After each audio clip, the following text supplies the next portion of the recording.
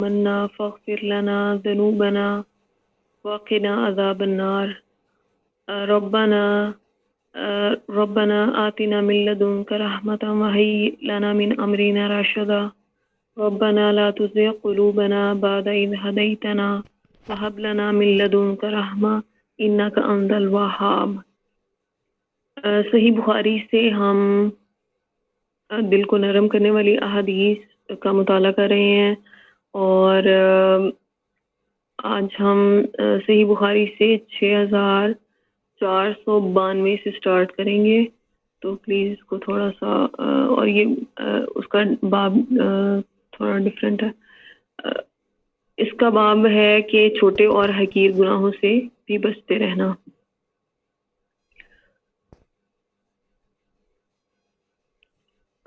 ان سے انس رضی اللہ تعالیٰ عنہ نے کہا، حضرت انس رضی اللہ تعالیٰ عنہ نے کہا کہ تم ایسے ایسے عمل کرتے ہو جو تمہاری نظر میں بال سے زیادہ باریک ہیں، تم اسے حقیر سمجھتے ہو، بڑا گناہ نہیں سمجھتے، اور ہم نبی کریم صلی اللہ علیہ وآلہ وسلم کے زمانہ میں ان کاموں کو ہلاک کر دینے والا سمجھتے تھے۔ امام بخاری رحم اللہ علیہ نے کہا کہ حدیث میں جو لفظ موبقات ہے اس کا معنی ہلاک کرنے والے ہیں۔ تو اس حدیث سے ہمیں یہ پتہ چلتا ہے کہ ہمیں چھوٹے چھوٹے گناہ جن کو ہم ذرا بھی کنسیڈر نہیں کرتے تو وہ بھی ہماری ہلاکت کا باعث ہو سکتے ہیں۔ اللہ تعالی ہمیں معاف فرمائے اور ہمیں ایسے گناہوں سے بچنے کی توفیق عطا فرمائے۔ تو یہ حضرت انس اس کے راوی ہیں، اور آپ نے فرمایا کہ نبی کریم صلی اللہ علیہ وسلم کے زمانہ میں صحابہ کرام اتنے کانشیس ہوتے تھے کہ وہ چھوٹے سے چھوٹے گناہ جن کو ہم شاید سمجھیں کہ وہ بہت مطلب اس کا شاید ہمیں گناہ نہیں ہوگا، تو ان گناہوں کو بھی ہلاک کر دینے والا سمجھتے تھے، یعنی کہ پرہیزگاری اور تقویٰ کا ایسا لیول تھا کہ ان کو اپنے ہر ایک عمل، ہر ایک چھوٹے سے چھوٹی چیز کے بارے میں بھی اللہ سبحانہ و تعالیٰ سے خوف آتا تھا کہ کہیں ہم اللہ سبحانہ و تعالیٰ کی پکڑ میں نہ آ جائیں۔ تو آج کل کے زمانہ میں تو ہم بہت بڑے بڑے گناہ بھی سرزد ہو جاتے ہیں۔ موسیقی اس میں سے سب سے زیادہ ایک کامن چیز ہے جو آج کل کے زمانے میں اتنا نارملائز کر دیا گیا ہے کہ ہم اس کو شاید گناہ سمجھتے بھی نہیں ہیں، اور لیکن وہ بہت بڑا گناہ ہے۔ اس کے علاوہ بھی بہت ساری ایگزامپلس دی جا سکتی ہیں، but we are short on time, so ہمیں بہت زیادہ کانشیس ہونا چاہیے۔ تو نیکسٹ حدیث ہے صحیح بخاری 6493۔ ان سے سہل بن سعد سعدی رضی اللہ تعالیٰ عنہ نے بیان کیا کہ نبی کریم صلی اللہ علیہ وآلہ وسلم نے ایک شخص کو دیکھا جو مشرکین سے جنگ میں مصروف تھا۔ یہ شخص مسلمانوں کے صاحب مال و دولت لوگوں میں سے تھا۔ نبی کریم صلی اللہ علیہ وآلہ وسلم نے فرمایا کہ اگر کوئی چاہتا ہے کہ کسی جہنمی کو دیکھے تو وہ اس شخص کو دیکھے۔ اس پر ایک صحابی اس شخص کے پیچھے لگ گئے اور وہ شخص برابر لڑتا رہا اور آخرکار زخمی ہو گیا۔ پھر اس نے چاہا کہ جلدی مر جائے، بس اپنی تلوار ہی کی دھار اپنے سینے کے درمیان رکھ کر اس پر اپنے آپ کو ڈال دیا اور تلوار اس کی شانوں کو چیرتی ہوئی نکل گئی۔ اس طرح وہ خودکشی کر کے مر گیا۔ نبی کریم صلی اللہ علیہ وآلہ وسلم نے فرمایا کہ بندہ لوگوں کی نظر میں اہل جنت کے کام کرتا رہتا ہے حالانکہ وہ جہنم میں سے ہوتا ہے، ایک دوسرا بندہ لوگوں کی نظر میں اہل جہنم کے کام کرتا رہتا ہے حالانکہ وہ جنتی ہوتا ہے، اور اعمال کا اعتبار تو خاتمہ پر موقوف ہے۔ اس سے ہمیں ایک تو یہ پتہ چلا کہ نبی کریم صلی اللہ علیہ وآلہ وسلم کو اللہ تعالیٰ نے غیب کی بھی باتوں سے سرفراز فرمایا۔ جب آپ صلی اللہ علیہ وآلہ وسلم نے ایک شخص کو دیکھا جو کہ مطلب بہت ہی بہادری سے لڑ رہا تھا جنگ میں، اور مطلب پریٹینڈ کر رہا تھا، لیکن باقی لوگ نہیں جانتے تھے، لیکن آپ صلی اللہ علیہ وسلم کو آلریڈی پتا تھا کہ یہ اس طرح سے اس کی موت ہوگی، اور یہ بالکل میں بھی دکھاوے کے لیے لڑ رہا ہے یا جو بھی ریزن۔ تو آپ صلی اللہ علیہ وسلم نے لوگوں سے فرما دیا کہ اگر کوئی چاہتا ہے کہ کسی جہنمی کو دیکھے تو وہ اس شخص کو دیکھے. تو جب ان کو ایک اور صحابی نے فالو کیا اس شخص کو، تو اینڈ پہ مطلب جب وہ زخمی ہوا اس سے مطلب اپنی وہ پین برداشت نہیں ہوئی یا جو بھی، تو اس نے خودکشی کر لی، اور خودکشی تو حرام ہے اور وہ جہنمی لوگوں میں سے ہو گیا، استغفر اللہ. اور مطلب آپ صلی اللہ علیہ وسلم نے فرمایا کہ بندہ لوگوں کی نظر میں اہل جنت کے کام کرتا رہتا ہے حالانکہ وہ جہنم میں ہوتا ہے، کیونکہ اور دوسری وائس ورثہ بھی سچویشن بیان کر دی. تو اینڈ اس چیز کا یہ ہے کہ اعمال کا اعتبار خاتمہ پر، مطلب جو اینڈز ہے نا وہ آپ کے ڈیفائن کریں گے، مطلب آپ کا مطلب آپ کو آپ کا جو خاتمہ ہے وہ that's the main thing to ponder. اور اعمال جو آپ کریں گے مطلب جو آپ کی اینڈنگ ہو رہی ہے نا دیٹس ریئلی میٹرز. تو مطلب عمل وہ اچھے کر رہا تھا لیکن اینڈ اس کا وہ ہوا تو اینڈ پھر اس کا جہنم میں ہو گیا. تو اللہ تعالیٰ ہمیں جہنم سے نجات عطا فرمائے، اور ایسے کوئی بھی عمل ہم سے سرزد نہ ہو جو ہمارا خاتمہ جہنم کی طرف کرے. نیکسٹ حدیث صحیح بخاری 6494.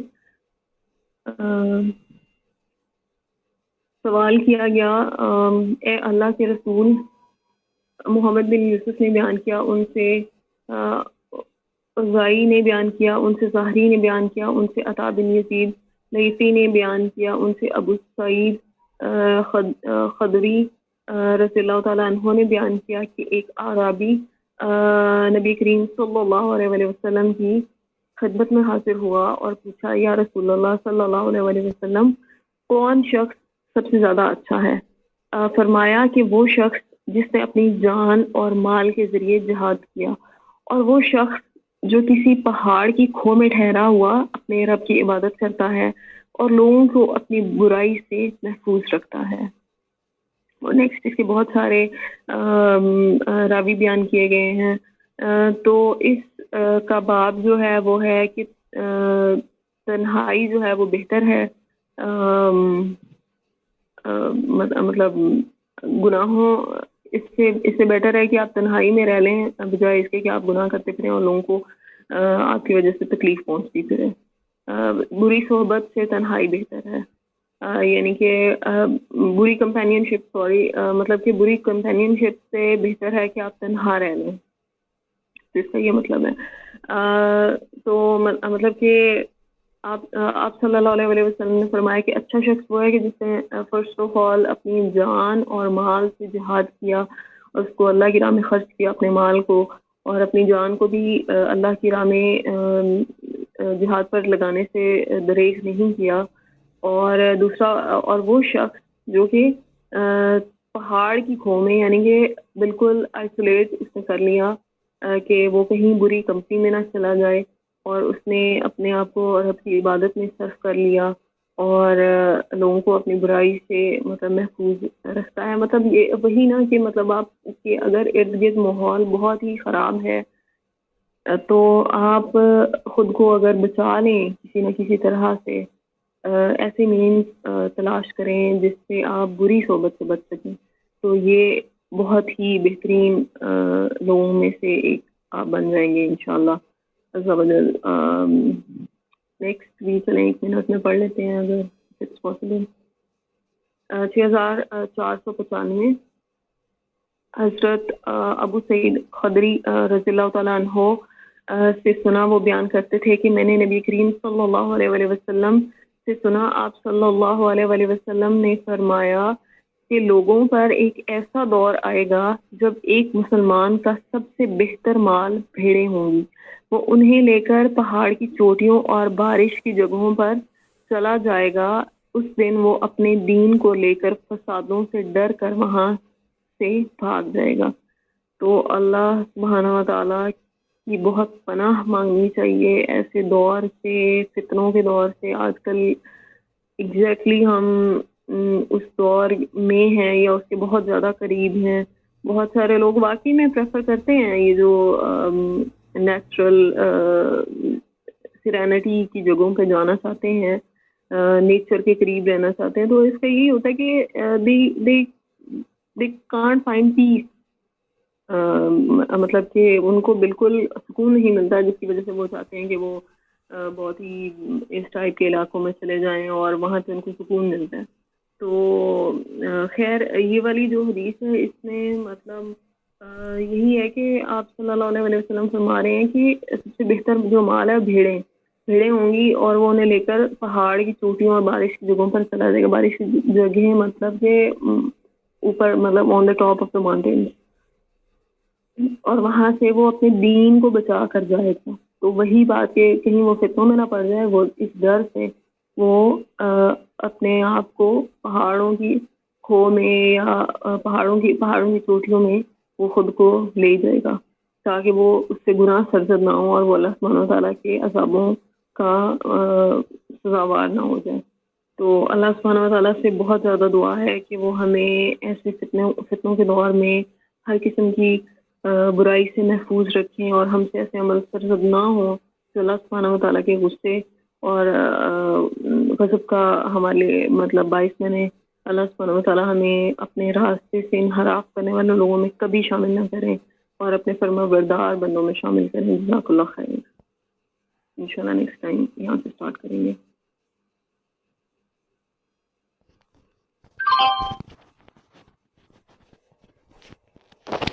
انشاءاللہ عز و جل. جزاک اللہ خیرہ. دعا جو ہم نے کل 2 سجدوں کے درمیان پڑھنے کی دعا تھی، تو کسی کو اگر یاد ہے تو وہ سنا دیں جو ہم نے کل دعا یاد کی ہے. ایک تو آسان سی تھی، دوسری تھوڑی ڈیفیکلٹ تھی. رب اغفر لی، رب اغفر لی، ٹھیک ہے الحمدللہ. اور دوسری اللہم اغفر لی جی جی وارحمنی واہدنی واجبرنی وعافنی وارزقنی ورفعنی. ماشاء اللہ عز و جل. الحمدللہ. ٹوٹل جو ہے نا، اگر ہم کلمے یاد کر لیں نا کتنے، اور کسی کو یاد ہے کوئی سنانا چاہتا ہے؟ جی مجھے یاد ہے. جی جی مجھے تھوڑی سی چینج ہے. سبحان اللہ وبحمدہ عدد خلقہ، سوری، اللہم اغفر لی وارحمنی واجبرنی ورفعنی وعافنی واہدنی وارزقنی. یہ ڈفرینٹ جگہوں پہ ترتیب ڈفرینٹ کے ساتھ آئی ہے، تو یہ بھی نماز کے حساب سے. جی جی. تو خیر جس طرح بھی یاد ہے، مانگنی تو وہی چیز ہے. تو یہ ہے کہ الحمدللہ یہاں پہ احادیث مبارکہ کے بھی ریفرنس گیون ہے. تو اگر ہم جسٹ یاد کر لیں کتنے کلمے ہیں، دیکھیے اللہم اغفر لی وارحمنی واہدنی واجبرنی وعافنی وارزقنی ورفعنی. 7 کلمے ہیں ٹوٹل. تو اس طرح یاد کر لیں، اور اگر ترتیب سے یاد کرنے تو ترتیب سے کر لیں، تو ایگزیکٹ ہمیں اس طرح سے. تو اس کے علاوہ ریوائز بھی کر لیتے ہیں. جو ہم نے سجدے کی دعا یاد کی تھی، وہ آپ ختیجہ آپ سنا دیں جو ہم نے سجدے کی دعا یاد کی تھی. سبحانک اللہ والی جو دعا تھی. سبحانک اللہم ربنا وبحمدک اللہم اغفر لی. ٹھیک ہے اور الحمدللہ. آج کل یہ مجھے یاد نہیں ہوئی کیونکہ مجھے وہ آگے پیچھے ہو رہے تھے الفاظ اور بھول بھی رہے تھے، تو انشاءاللہ میں صبح سناؤں گی. چلیں انشاءاللہ عز و جل ہم اس کو پکا کریں گے، کوشش کریں گے پڑھیں. اللہ پاک آپ کو بھی مجھے بھی توفیق عطا فرمائے.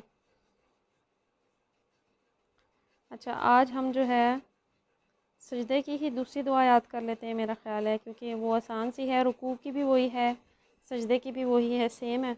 تو ہم اس کو یاد کر لیتے ہیں. تو اگلی دعا ہے، ایک منٹ میں یہاں پہ کھول لوں.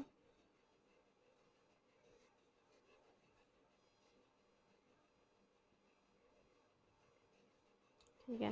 سجدے کی دوسری دعا ہے سبوح قدوس رب الملائکۃ والروح. سبوح بہت ہی پاکیزہ ہے، قدوس انتہائی مقدس، رب الملائکۃ فرشتوں کا رب، والروح اور جبریل کا رب. والروح حضرت جبریل علیہ السلام کے لیے استعمال ہوتا ہے، روح کا رب یعنی جبریل کا رب. تو آسان سی دعا ہے، سبوح قدوس رب الملائکۃ والروح. اس میں جو ہے ہم نے یہاں پہ سبوح قدوس قدوس رب الملائکۃ والروح. اگر میری کوئی غلطی ہے تو بے شک آپ میرا بتا دیجیے گا. سبوح قدوس رب الملائکۃ والروح. تو یہ آسان سے الفاظ ہیں. رکوع کے بھی یہی ہیں، سجدے کے بھی یہی ہیں، یعنی کہ آپ سبحان ربی الاعلیٰ اور سبحان ربی العظیم کے بعد وہ دعا بھی پڑھ سکتے ہیں، یہ دعا بھی پڑھ سکتے ہیں. ان دونوں دعاؤں کی بہت زیادہ فضیلت ہے، بلکہ ہم اس کی فضیلت کو اسٹڈی بھی کر لیتے ہیں. صحیح مسلم سے حدیث نمبر 1091.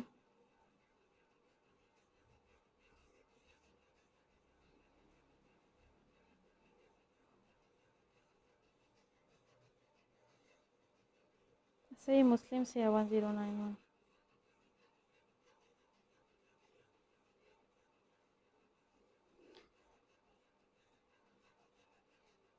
تو یہ دیکھیے کہ رسول اللہ صلی اللہ تعالیٰ علیہ وآلہ وسلم کا عمل تھا کہ حضرت عائشہ نے انہیں خبر دی کہ رسول اللہ صلی اللہ تعالیٰ علیہ وآلہ وسلم اپنے رکوع اور سجدے میں یہ کلمات کہے: سبوح قدوس رب الملائکۃ والروح. نہایت پاک ہے، مقدس ہے فرشتوں اور روح یعنی جبریل علیہ السلام کا پروردگار. تو اللہ پاک ہمیں یہ پڑھنے کی، یاد کرنے کی توفیق عطا فرمائے. یہ تو بلکہ ایک آیت سے بھی ملتے جلتے کلمات ہیں، سورہ قدر سے بھی، تو ہم وہاں سے بھی اس کو کمپیئر کر کے یاد کر سکتے ہیں. یہ تفسیر پڑھتے ہیں. آج ہم نے آیت نمبر 31 پڑھنی ہے سورہ آل عمران کی.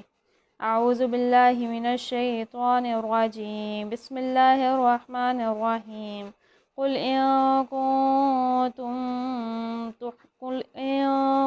کنتم تحبون اللہ فاتبعونی يحببكم الله ويغفر لكم ذنوبكم والله غفور رحیم. کہاں سے؟ ٹھیک جی جی. یحببکم اللہ. اس کا ورڈ بائی ورڈ پڑھ لیتے ہیں، وہاں پہ ہماری غلطی درست کر لیں گے. قل ان کنتم، کہہ دیں کہ اگر تم ہو، تحبون اللہ، اللہ سے محبت رکھتے، فاتبعونی، تو میری پیروی کرو، یحببکم اللہ، تم سے محبت کرے گا اللہ، ویغفر لکم، اور تمہیں بخش دے گا، ذنوبکم، تمہارے گناہ، واللہ غفور الرحیم، اور اللہ بخشنے والا مہربان ہے.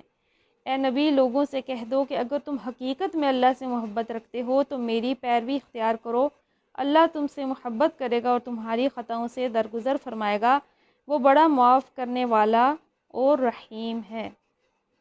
تو اب دیکھیے کہ اللہ سے محبت کی پہچان کیا ہے، اللہ نے خود بتا دی ہے. یعنی آپ کو حکم دیا کہ اے نبی، لوگوں سے کہہ دو.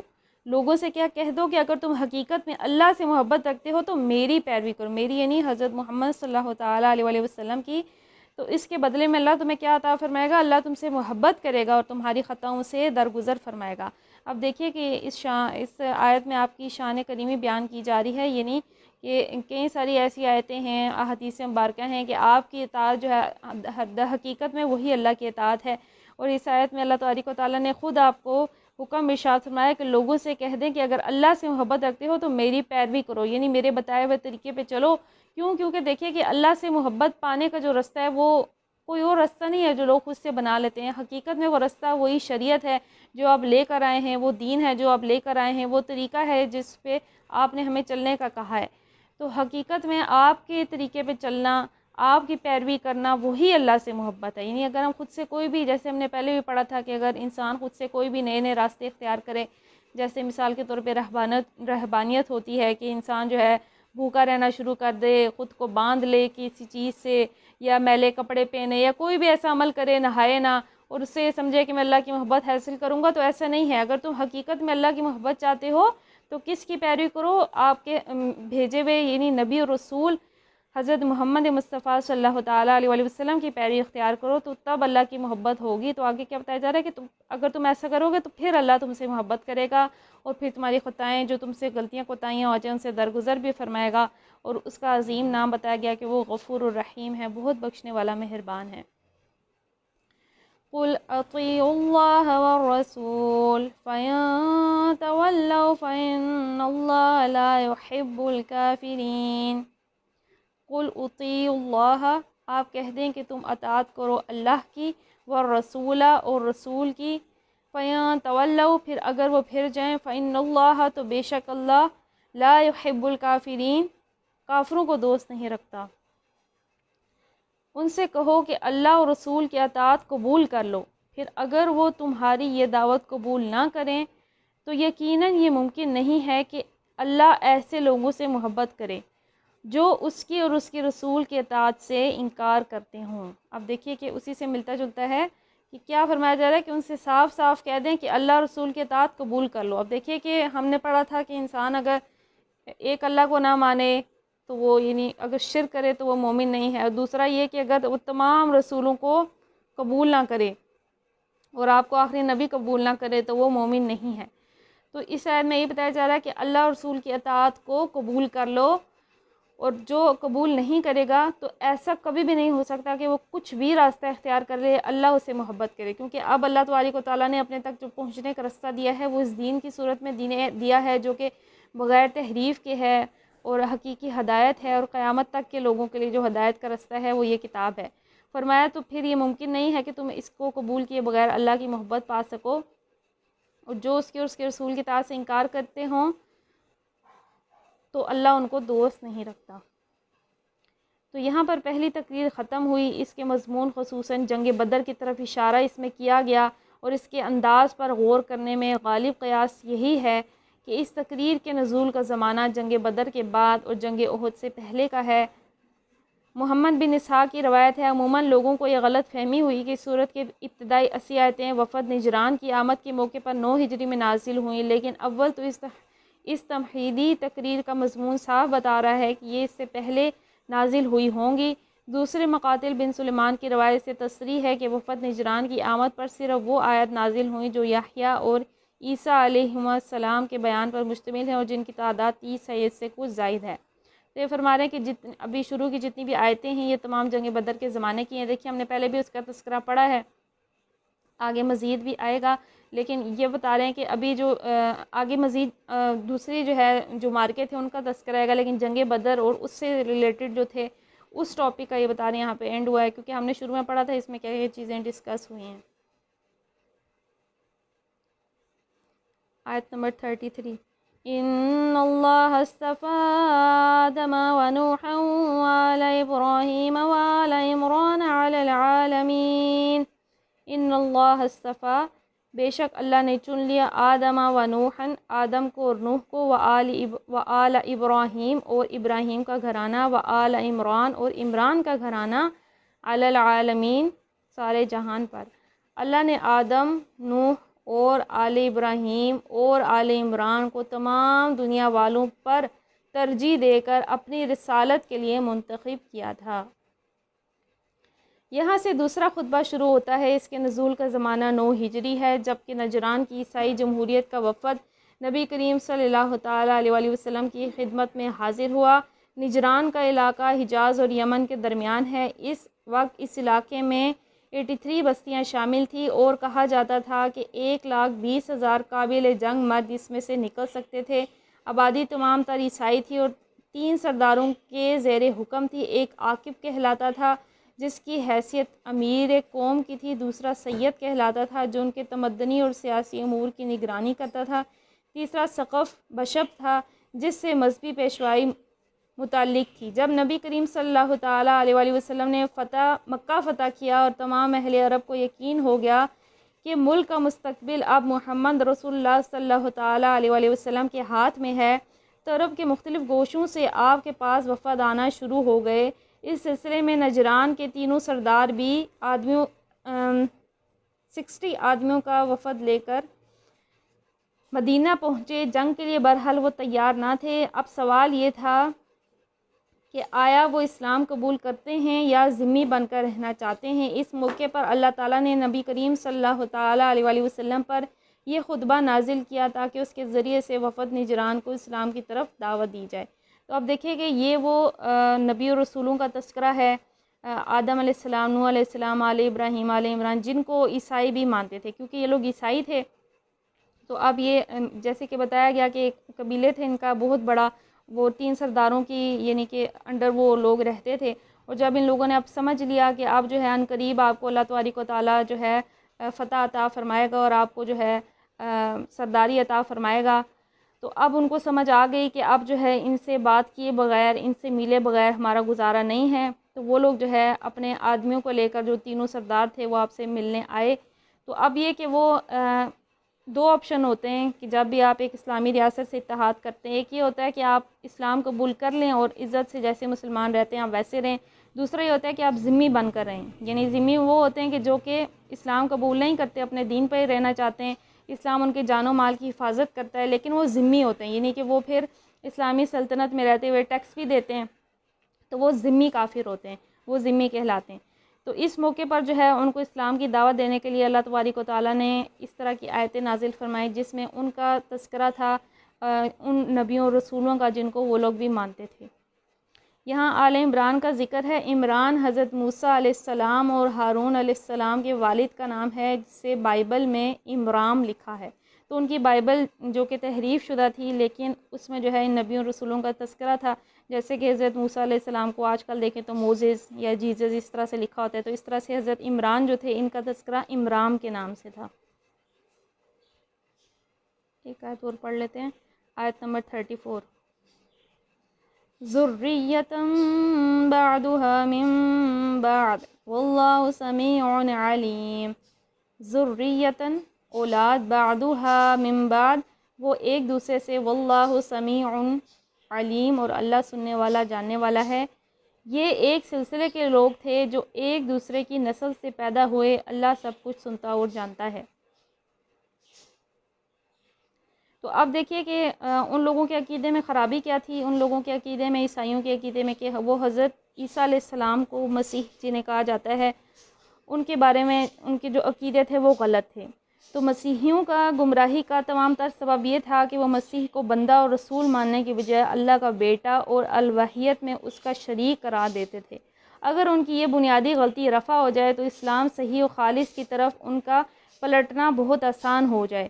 اسی لیے اس خطبے کی تمہید یوں اٹھائی گئی کہ آدم علیہ السلام اور نوح علیہ السلام اور آل ابراہیم اور آل عمران کے سب پیغمبر انسان تھے، ایک کی نسل سے دوسرا پیدا ہوتا چلا آیا، ان میں سے کوئی بھی خدا نہ تھا۔ اس کی خصوصیت بس یہ تھی کہ خدا نے اپنے دین کی تبلیغ اور دنیا کی اصلاح کے لیے ان کو منتخب فرمایا تھا۔ تو ان کی نبیوں رسولوں کی فضیلت عام انسانوں پہ یہ ہے کہ اللہ تبارک و تعالیٰ انہیں عام انسانوں میں سے چن لیتا ہے کہ وہ لوگوں کی رہنمائی کریں، اور باقی اللہ تبارک و تعالیٰ نے صاف صاف بتا دیا کہ وہ سب انسانی نسل سے تھے، انسانی نسل سے ہی پیدا ہوئے ہیں، لوگ ہی تھے۔ اور حضرت مسیح جو ہے ان کی ایک خصوصیت کے ساتھ شان یہ ہے کہ دیکھیے کہ وہ اللہ تبارک و تعالیٰ نے انہیں معجزے کے طور پہ بغیر باپ کے پیدا فرمایا۔ اس کے علاوہ جو ہے وہ اور ان کی جو والدہ تھیں یعنی حضرت مریم، ان کے بارے میں کئی جگہ یہ آئے گا کہ وہ بھی رزق کھاتے تھے، عام لوگوں کی طرح کھاتے پیتے تھے، یعنی کہ وہ بندے اور رسول تھے، یعنی کہ وہ ان کو جیسے انہوں نے ان کو نبی اور رسول سے بڑھا کر ان کو الوہیت یعنی اللہ تبارک و تعالیٰ کا بیٹا یا اس کا شریک بنا دیا تھا۔ تین طرح کے عقیدے تھے، کچھ مانتے ہیں کہ وہ بیٹا ہے، کچھ یہ مانتے تھے کہ وہ خود ہی رب ہے، اور اس طرح سے ان کے جو ہے عقیدے تھے۔ تو ان کی جو ہے یہ ان کے عقیدے میں بنیادی غلطی ان سے ہوئی اور اس وجہ سے یہ لوگ کافر ہو گئے۔ تو ان تمام غلطیوں کو درست کرنے کے لیے ہی اسلام آیا تھا۔